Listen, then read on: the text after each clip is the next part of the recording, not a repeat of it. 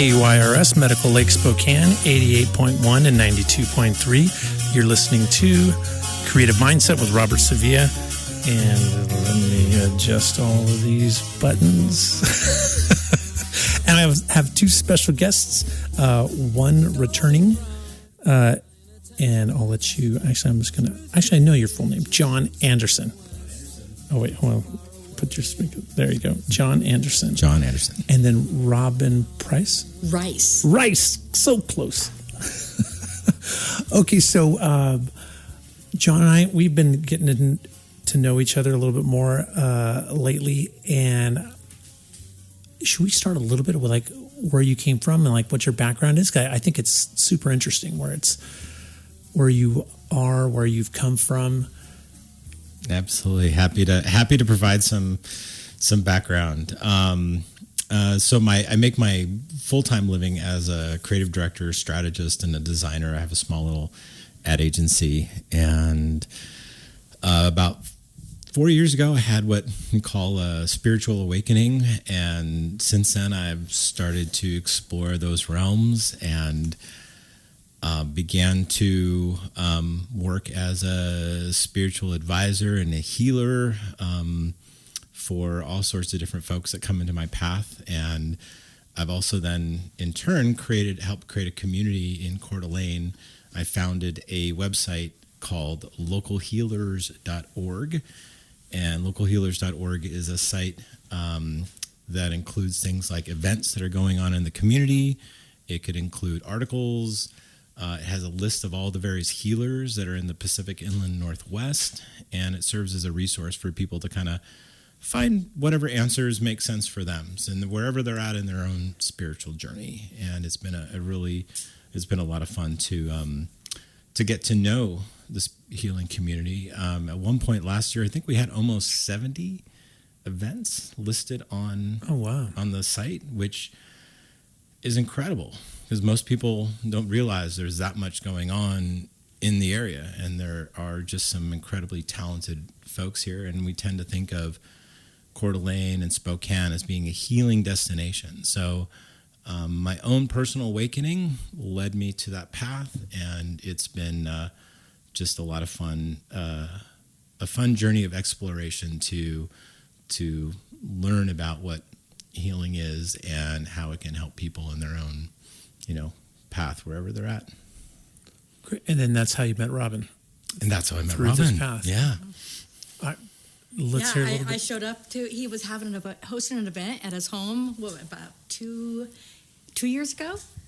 And I was invited to come and popped in at his home, just a stranger walking into a group of healers that are there to join together and share their ideas. So when people say, I remember when I first I think I was just seeking. I remember hearing those words, and at first I thought seeking was cool. Then later I thought, I don't want to be a seeker anymore. I don't.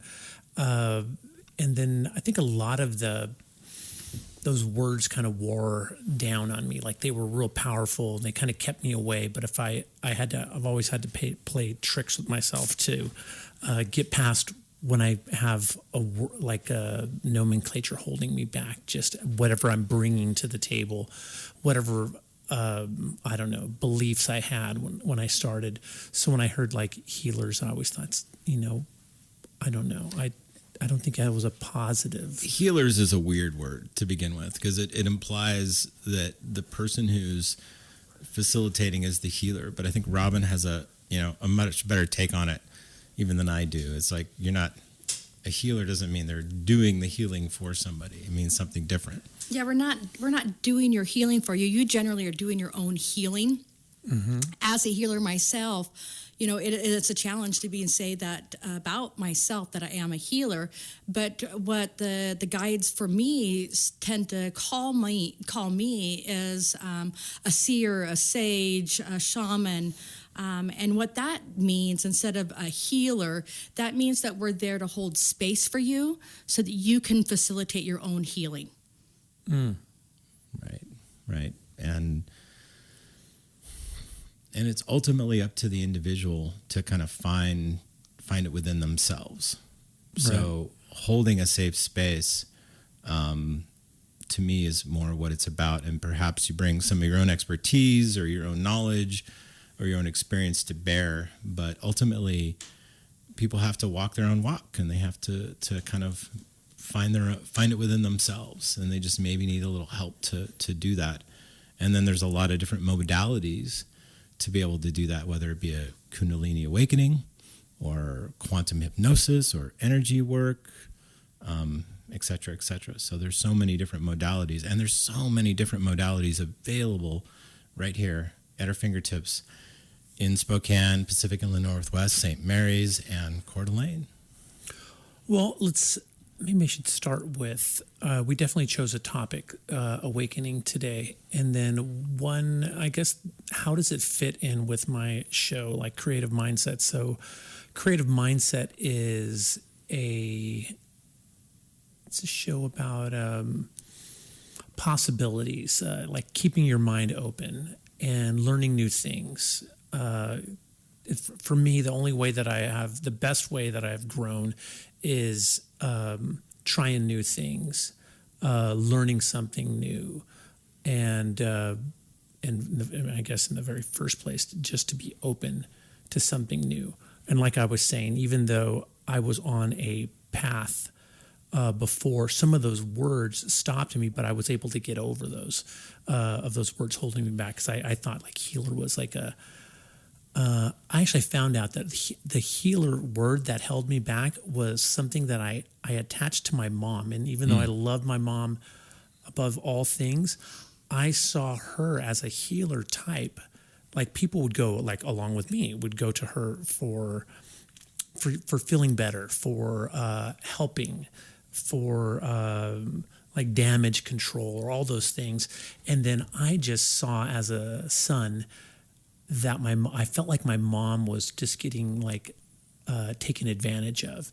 And then I would look at that and I'm like, man, they're just like draining her. Like all of these people are coming to her.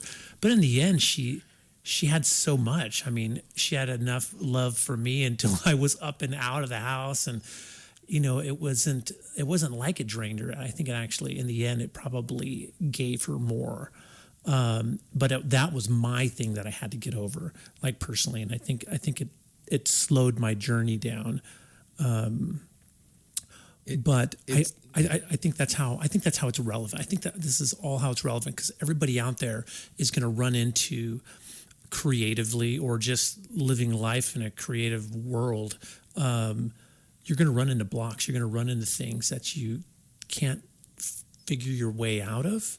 And or if you try the books, or if you try maybe an academic way of doing it, or perhaps a religious way of doing it that could be very strict, then it might be a very narrow scope of a very small toolbox that you could be drawing from.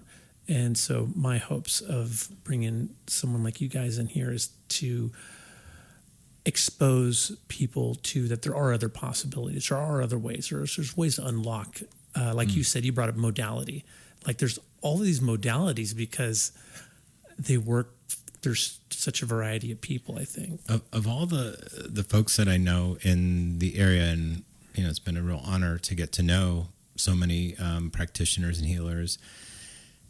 Everybody does something a little different. Everybody's got a different specialty, and people have different abilities. And ultimately, you know, when you listen to yourself, you kind of naturally gravitate to the modality that makes sense for you. I know you had mentioned that you like Kundalini awakenings, for example, in a previous conversation we had, and that modality makes sense for you. And that's great. For some people, it might. For me, it was quantum hypnosis. And the funny thing is they all kind of lead to a very similar destination. So when we talk about awakening, it's like all roads lead to, you know, all modalities lead to the same place. And I'll let kind of Robyn expand on that a little bit. Well, what you're doing when you're awakening is you're actually starting to rediscover who you truly are. So any modality that you choose is bringing out a spark of your interest or your awareness of who you truly are. So it really doesn't matter what modality that you choose, because you're going to, each spark that you open like a package or a present. Each spark that you come to, and that's open and blossoming, then another package is going to come to you, and you're going to open and blossom that next package. So and so on and so on. So all modalities will be for you, and it doesn't matter where you start or where you end, because it's going to keep cyclically rotating to open another layer of who you truly are, till you get to the grandeur of what you truly are. And when you're talking about, like your mother, about how you felt that she was being drained, that's one thing that a lot of the healers that we have, that it's a challenge, where we're holding space for a lot of people and for the planet. We tend to forget to turn, because what we're truly doing is holding space of love and frequency and vibration. And we tend to forget to turn that back onto our own heart song, our own heart.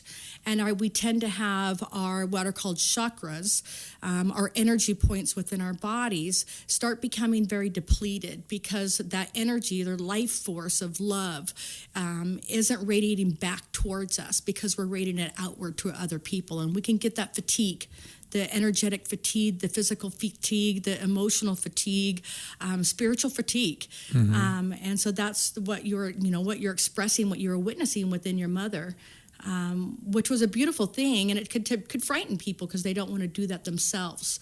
But your mother was probably sharing all of her love for everybody around her, and which is a beautiful, beautiful thing. Yeah, and you know what? Now that you say it, I don't think I was witnessing a drain, like her just slumped over drain, but I'd look at it like, why is everyone coming to my mom? That type of thing. I think I was just a little protective, and I thought, like, I don't want to be in a. I don't think about it the same way now, but I thought about it like I wouldn't want to be that healer. And I don't know why. No one ever called her healer when I was a kid, or it's just when I heard the word, it just snapped right to my mom. It's a funny word. It's like you could use all kinds of different words to describe what different people using different modalities do. Mm-hmm. Yeah. I found the best way. So, like I said, I play tricks on myself and kind of figure out if it's a word thing. And what I'll do is I'll use a word replacement.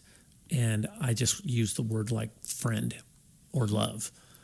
Can I be a friend to this person? Mm-hmm. And I'm like, oh, hell yeah, I can. Like, I could be like a really good friend. And then I'm like, well, if I were just to switch to like a healer, like what's different in that? Like, what is a healer actually bringing? Bringing the support, I think. And, they might go hold space for you like a good friend. And so I was able to associate that. And I was like, I could do that. I could totally do that. And it took me a while. And then back, just the Kundalini thing. The Kundalini, I think, was so strong for me was that I had no choice. Like, it was the way it hit me, the way it presented was just such a, I think there's more to what's inside me than I thought there was. Like, wow, there's an energy. Like, there was energy I felt when I first read energy for the first time, but it felt very much mine, like me through my experience. And then the Kundalini was like, there's like a force in me. I like the metaphor I like to use is that we are the tip of a much larger iceberg. And I use the phrase higher self. Our higher selves are much bigger than what we perceive here in our human existence. And part of the awakening process is to come to know that, know that bigger part of you. And that can come through in Kundalini Wake is a wonderful modality, energy work and all the others. But essentially that's what it is. You're becoming aware that there's more, and there's so much more, and it can be a very interesting journey and experience to become aware of that, to just have the knowledge that there is more. For you point back to the Kundalini awakening and say, yeah, I had a very significant experience because I started to realize that there's more. And that's when the conversation get very interesting, when you start talking about what is that more? Where is that place? What is going on? Where is all this happening? Where does this more exist? The state of more. I'm wondering if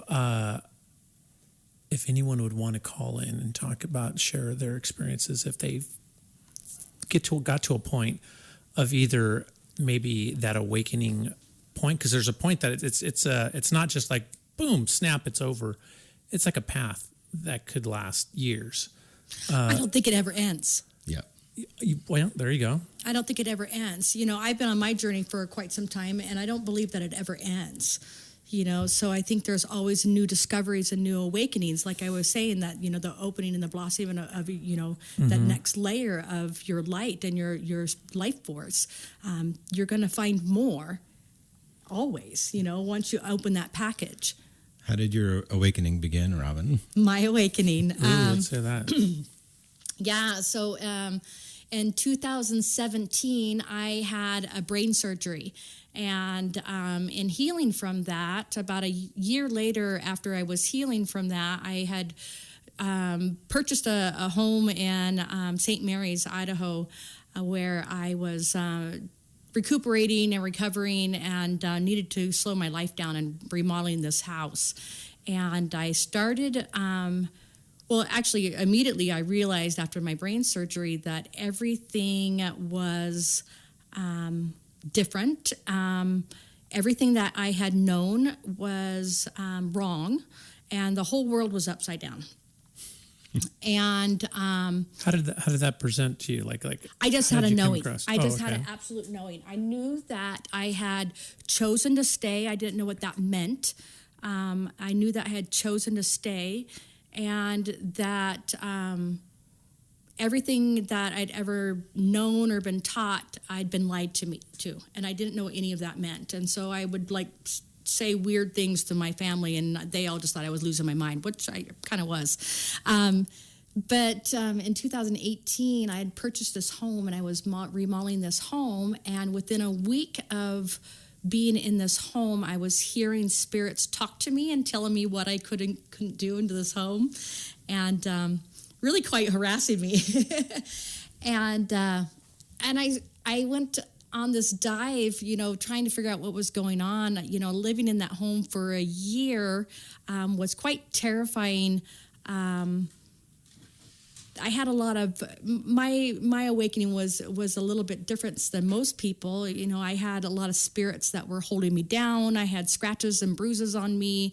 They were waking me up in the middle of the night and really, really interacting with me. And then I had a group of mediums come to the home about a year later, after enduring that for about a year, because it had been enough. I literally could not sleep at night without the lights on. I couldn't shower unless somebody was in the house. I couldn't close my eyes because I could see things and feel things, and like they were drawing things on mirrors, and it was just quite wild.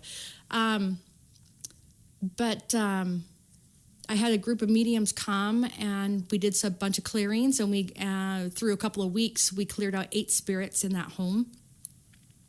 And then they gave me some tools to start working with. And I started calling on angels to help protect me while we were clearing out these spirits. And it was quite interesting while I was, which I now, I understand about the literal fight over our souls between good and evil. Because I had one evening where I could feel this dark being coming crawling up the bed over me. And I was calling on Archangel Michael to come down and protect me. And he came down up over my head, and this being was coming down up over my feet, and they literally are having a battle over my body on top of me, until finally Archangel Michael had won the battle that evening, in that instance over my body, so I could go back to sleep. But it was quite interesting, and I finally realized that those things that they talk about in these spiritual texts about good and evil and these beings that are walking the earth that are unseen is literally true, that we have thrown a veil up because we don't want to see it anymore. And we have, not wanted to witness what has been happening, and we've forgotten the truth of the real world. We think we're walking in reality. We truly are not. And so it was very, very eye-opening. But after I had cleared out these spirits, I did a past life regression. And in this past life regression, I went immediately into this dark void, and I didn't know where I was, but I felt very peaceful. And when my friend asked me where I wanted to go, I just said up, and I was in this beautiful, sparkly, white, pink, shimmering bubble. And she was asking me if it was me or is anybody with me. And I just had this sense that it was me, it was everybody, it was everything.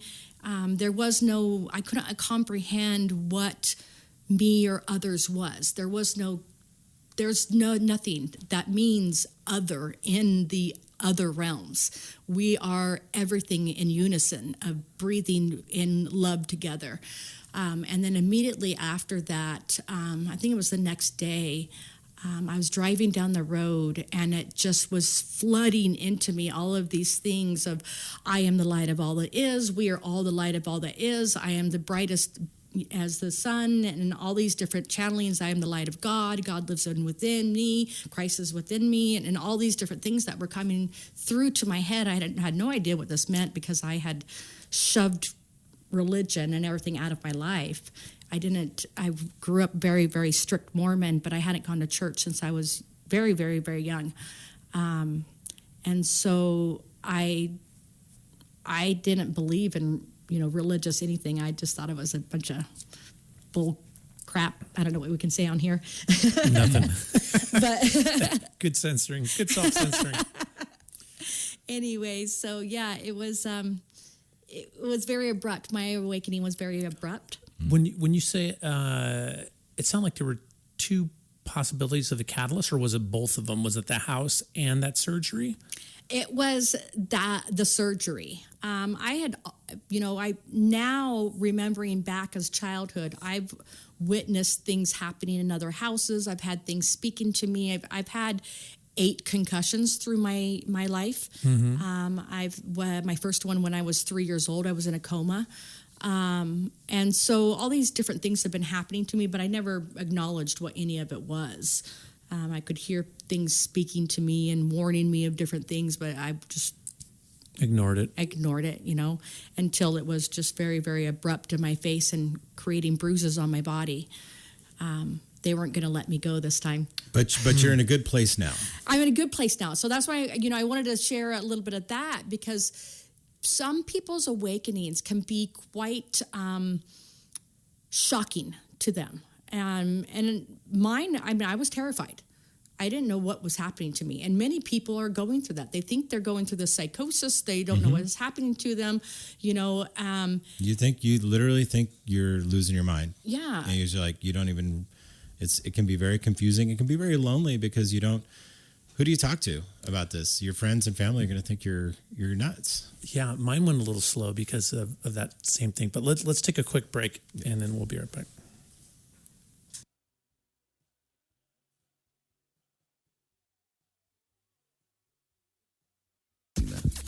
Donde tendremos entrevistas en vivo, noticias e información relevante para nuestra comunidad hispana latina de Spoken, así como entretenimiento, música y mucho más.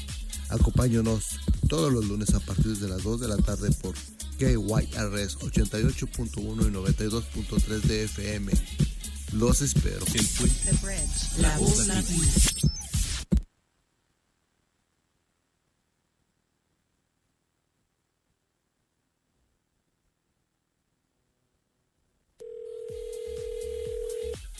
This is Rafa Zamora to invite you to listen to the show El Puente, La Voz Latina, where we'll have live interviews, news, and information for our Latino Hispanic community in Spoken, as well as entertainment, news, and much more.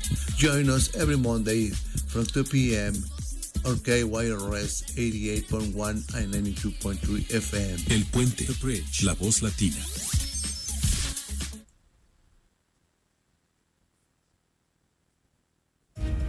Hey, it's Luke Baumgarten, editor at Range Media, And Aaron Sellers, City Hall and Politics reporter. inviting you to listen to Free Range right here on KYRS Thursdays at 3 p.m.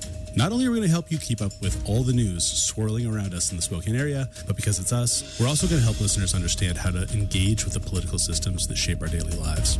Whether it's learning how to testify at city council meetings, figuring out who to contact about that never-ending pothole, or understanding the policies that affect your neighborhood, we're here to break it all down. So we're going to dive into the stories behind Spokane's biggest headlines and talk to the journalists who uncovered them, and we'll have some fun along the way. At Free Range, our mission is simple. Empower you to get involved and make sure your voice is heard when it comes to the decisions local governments are making that impact your life. So join us on KYRS every Thursday from 3 to 4 p.m. for Free Range, brought to you by the Worker-Owned Newsroom, Range Media. Because, Spokane, your voice matters, and we're here to help you use it.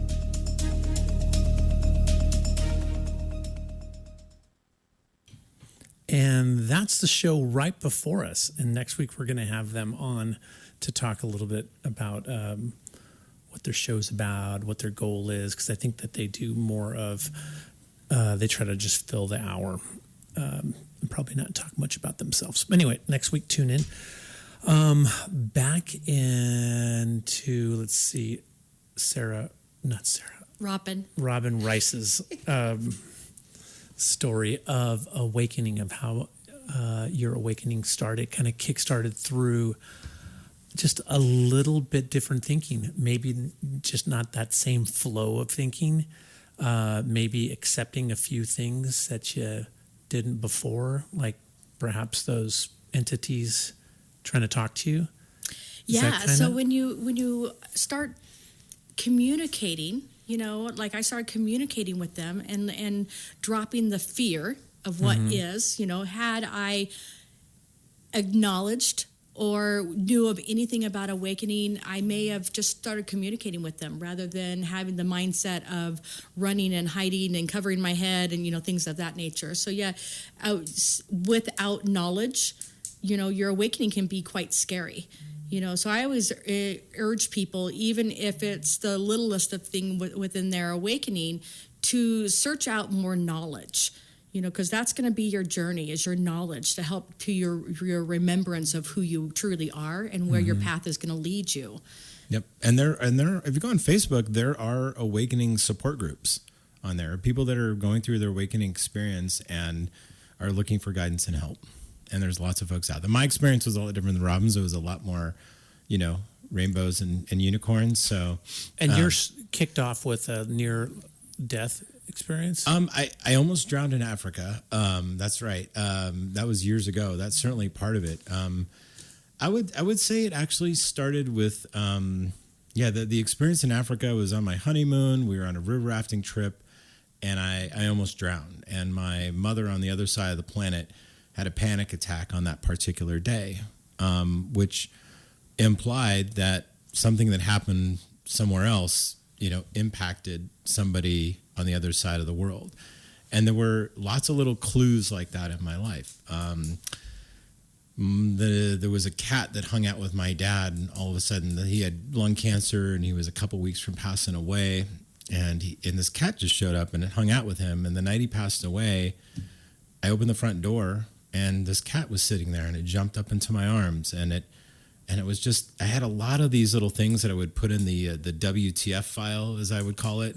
Like, I don't know what that was. I'm just going to put it over here and just say strange and weird, and maybe someday I'll come back to that. And it wasn't until the pandemic when things were really quiet. I'd gone through a chapter. I was turning off the news and social media, and I just got this feeling I wanted to do a past life regression. I didn't even know why. I just knew that I needed to do it. And in doing so, that modality, quantum hypnosis, served as the way for my awakening to transpire. And and it was so fortunately it was I was tucked in a cozy blanket and on a couch and in a professional office, and the experience was I was able to ease into it.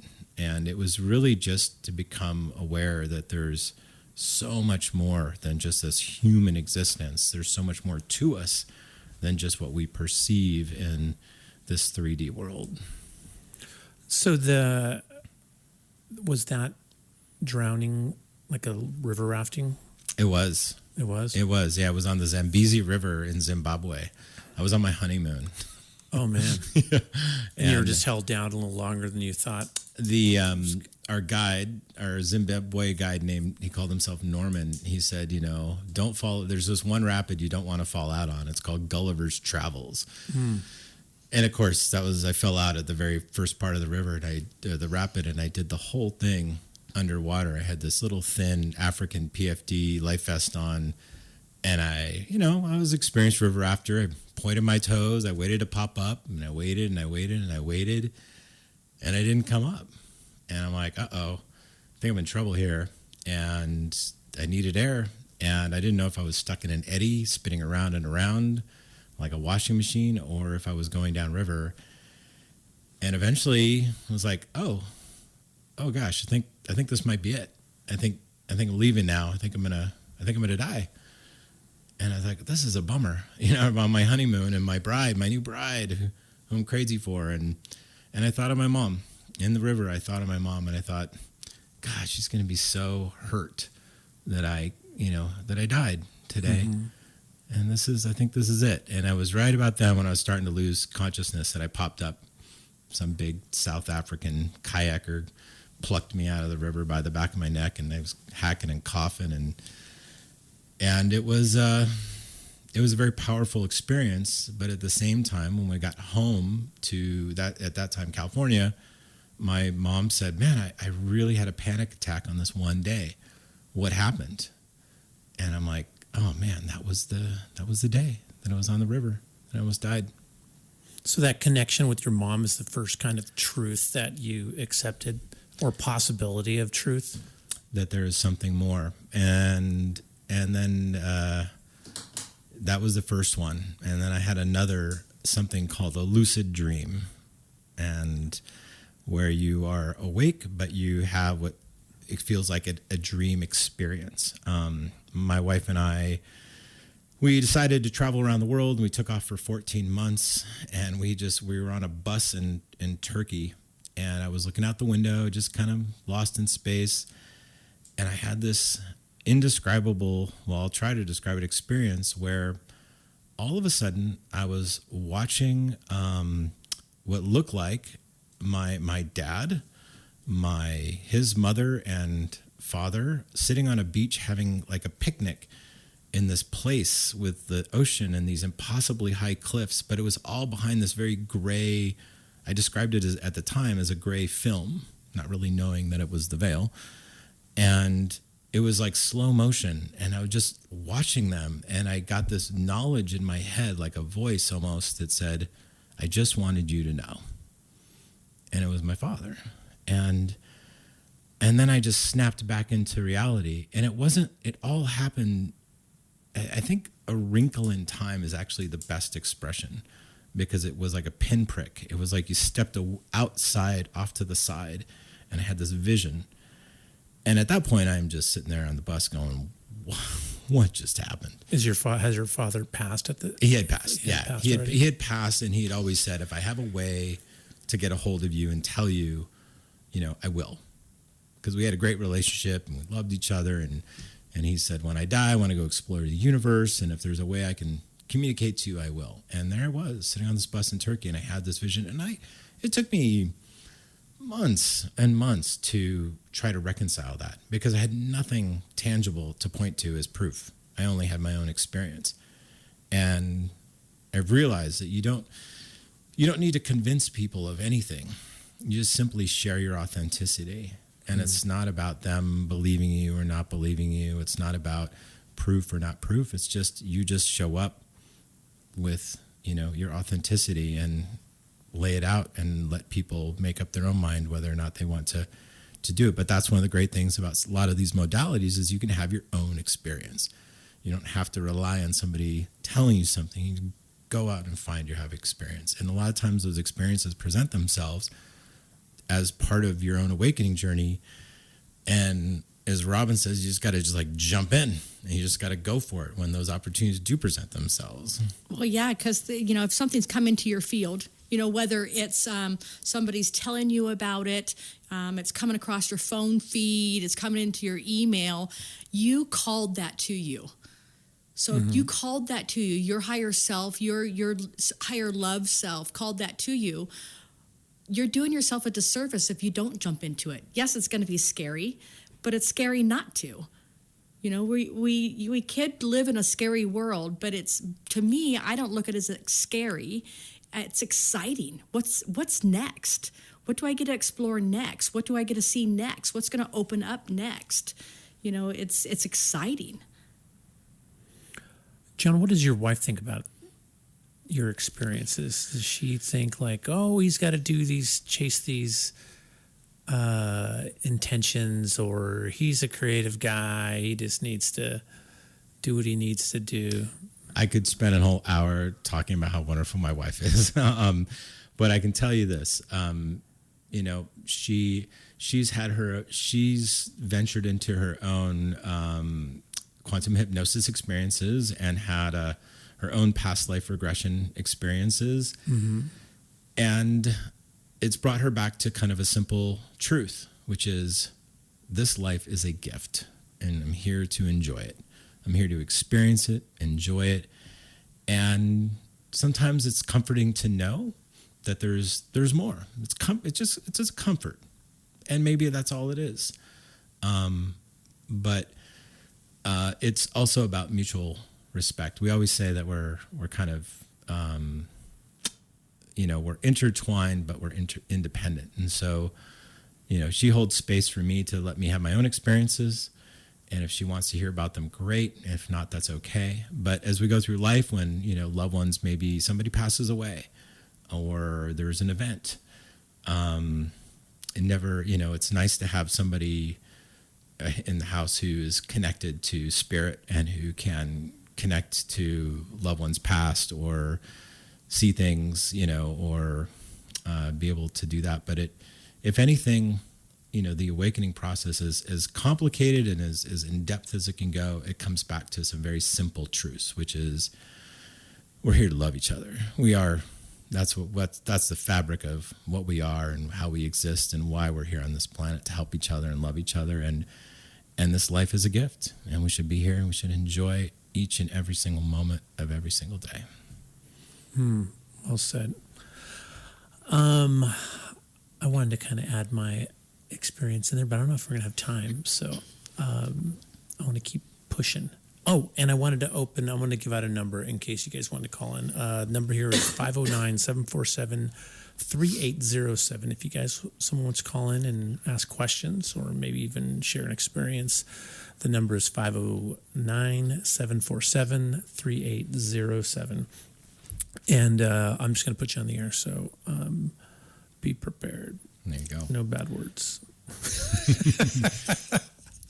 Okay, so we wanted to talk about the awakening or enlightenment. I kind of see it the same thing, and I guess I haven't really had a good discussion like this of what it was for everyone. But I kind of just gathered on my own is that it's just this point that you start to realize that there's more out there, that there is wow, there's so much more. And for me, I don't want to get too much into it, but it kind of came at like a midlife crisis thing, like straight out of the books. Like your mom dies, and then you start to question, like, is this life? Am I living life? And then I just started to keep questioning, turning that question that the hard questions I could ask others, like back to me. Yep. And I just kept questioning and questioning, and I kind of pushed it so hard until I found an experience that made me think differently, and it happened just kind of like you guys. Are you okay sharing that experience? Yeah, I'll share it. Let's go. I'm all about the woo woo, man. It was interesting. So I was just looking. My mom's death interrupted like my marriage. Like, where's my heart? And my heart was like not quite there, and I'm like, well, where is it? And so I ended up pushing away from my marriage, my my business wasn't given back to me, and I'm like, I don't want anything in my life that doesn't give back. That's just taking from me. And so I like basically shut it all down. My marriage went away. My business went away, and I just had to minimize and basically just threw everything out of the closet. And everything that went back in had to be evaluated and like scrutinized. And so, but I could logically do that, but I couldn't find where it fit with my heart. So I kept talking, I don't know, about my heart. And basically one of my friends from California said, I know exactly what you need. And I go, say no more, just tell me when to be there. And she kind of gave me a brief description, didn't know what it was. And it was a plant medicine ceremony. And it was like ayahuasca, but it was more on the gentle side, called San Pedro. And so I took this plant medicine, and it was, it's unlike marijuana or anything. And it was just this light shift. And I met this like Russian woman who asked me if I meditated. And I said, and I had like one or a couple times, and I'm like, will you show me? And so she said, I do eye gazing meditation. Are you comfortable with that? I'm like, sure. And so we do this kind of eye gazing exchange, and then make a quick story out of it. I started to see things, and I'm like, well, what are you showing me now? She's like, what do you see? And I'm like, well, what are these spots? Why are they moving? Why do they feel like this? And she's like, you're sensing my energy. And I'm like, how did you move it to this place? And she's like, because there's energy everywhere. And she's like, well, what do you want me to do now? Like, where do we go with this? And I'm like, I got to read the rest of your energy. Like, what is this thing? And then I just, for the rest of the evening, I was reading people's energy with her, and I was following her. But at the end, the next morning, she said she was following my lead. And I'm like, I know nothing. I'm like, you taught me everything. She's like, I know nothing. You taught me everything. And then I went back to the girl who told me to go. And she's like, well, did you figure out what you're supposed to do? I'm like, I was reading energy. She's like, that's not what you were there for. And I'm like, well, you didn't tell me. You told me to be open to whatever it is that came for me. You did exactly what you were there for. Yeah. And I go, I disagree. I go, I think for one, I couldn't try. At that point, I wasn't trusting myself. Like, I wasn't trusting my decisions. And I said, I kind of went here to retrust myself. And I go, and what better way to trust myself than to believe something that is so like nebulous, that like it's just like a magic thing that you just, like, I saw her face change into bark, like a talking Groot. And I'm like, did that just happen? Mm-hmm. And then she like went back to normal, and then went back to Groot, and like went back, and she was talking while it was happening, and other people were around, and I kind of looked at the other people. It's like, I haven't, I'm not hallucinating like no one else is. I haven't had any experience like that. I know what hallucinations are. And I'm like, that was weird. And then later I realized I actually seen other people's faces change too, but they never changed to a Groot, always to like another person or a younger person or something like that. But that was the first thing. And then I came back to Spokane, and I was like, who do I talk to? Mm-hmm. And so I started looking around, and it wasn't that easy to find anyone. Like you said, it's a vulnerable place where you start to, because if you talk to someone who doesn't kind of respond, it's almost like you're metaphorically dipping your toe in, and seeing if someone will dip their toe in as deep as you, and you're kind of daring each other to say these vulnerable things about perhaps your thoughts or experiences. And then once you find someone that's compatible with it, then it just turns in, for me, in my experience, it turns into this waterfall. But the beginning of it was rough. Like, I couldn't find an experience. I couldn't find someone to share this with, to talk about it with. And luckily, I'm an artist, so everyone was like, yeah, let's hear these stories. Robert the artist, right. he's going to spin us a good one. Well, and there can be a misconception, too, on a plant medicine that is just because of, I've heard phrases like, oh, it's just the drugs. I have had friends that have gone to Peru and been on a week-long medicinal experience, plant medicine experience, and they came back. And they needed to talk a lot about their experiences because they're incredibly profound. A polar shift in who they thought they were and their existence, and part of their awakening. The plant medicine can be a very abrupt way to wake up. It can be, in some ways, it's without any breaks or guardrails. You just having this massive experience, whereas some of the other modalities can be a little more of a gentle slope. But again, it's just that becoming aware that there's more, becoming aware that there's so much more out there. Seeing my dad, having this experience with him on the bus was, it probably took me 6 months, but after 6 months, I'm like, that was real. That actually, I'm convinced that happened. I'm convinced that wasn't a hallucination or a daydream or whatever anybody wants to call it, that it was a real thing. And I just knew it in my bones. And that sure made me curious. It began it's created an itch that I was trying to scratch, which was, what is that? Where is that? What's happening? You just start asking all these questions. And eventually, as you go to find your own answers, you do find you find your different paths to find that. And in the case of, plant medicine, that's just, again, another modality that leads to, the same destination, just in different forms. Yeah, they could be a useful tool. The guides are constantly saying that, we don't want to use tools all the time so that we were reliant on them, but they can be a useful tool for those that are struggling to break through that barrier, to allow themselves to see who they truly are. I wasn't trying to struggle to get into that world before then.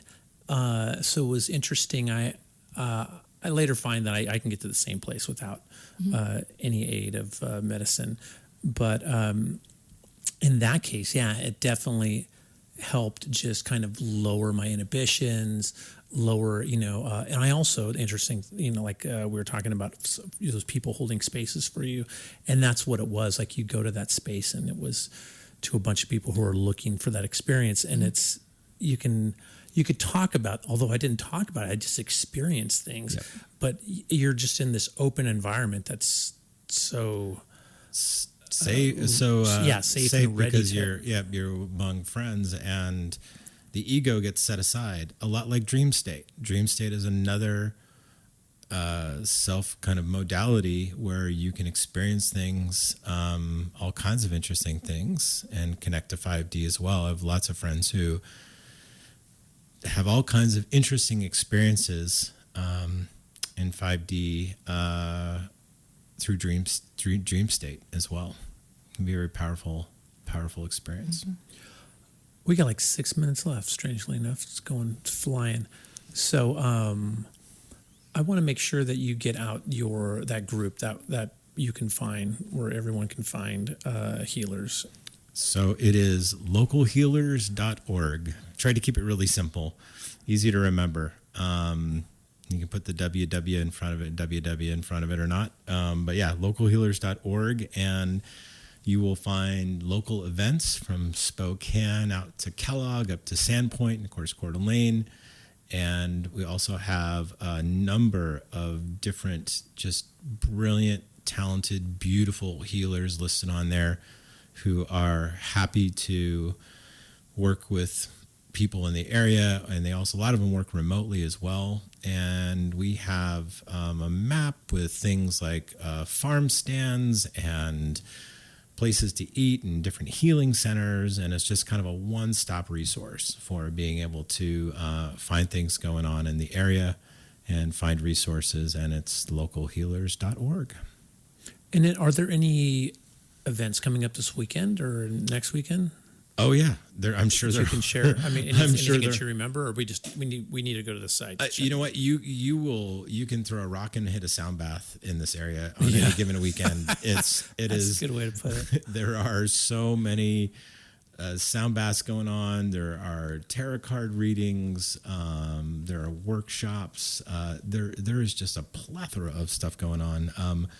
I have a helper who puts up the events for me, and I'm always delighted to go on there and see, hey, here's what's going on this weekend. So go on there, check it out, see what tickles your fancy. Awesome. And Robyn, do you want to just before we forget? Now we're like down to 4 minutes. Where to find you? What you have at your little shop in St. Mary's? Oh, well, yeah, I have a little crystal shop and wellness center in St. Mary's, Idaho. And we offer all kinds of modalities there. I have a lady that works with me or for me that does massage and past life regression. But myself personally, I do Akashic readings, I do channelings, light language channelings, and light language activations. I do aura photography, crystal therapy, and modalities of shamanic practices for healing and holding space for you. I also do what's called Munai Ki, which is a shamanic practice from Peru that is a series of rites that initiates you into the power of love. There's all kinds of things that we do there at the shop. And then how to search for what's the name of it? So it's palmoscrystals.com is my website. And I'm the only crystal shop in St. Mary's. So if you're ever in St. Mary's, you can't miss me. All right, great. And they can find you on also social media? You can find me on social media, either by looking for Palmos Crystals or my name, Robyn Rice. And you can find me on Local Healers also. I'm featured there, and I just did an article. Yeah, actually, that's thank you, Ram. So that might be the easiest way. The current article today that's up this week is an article that Robyn wrote on channeling, and it is the feature article on Local Healers right now.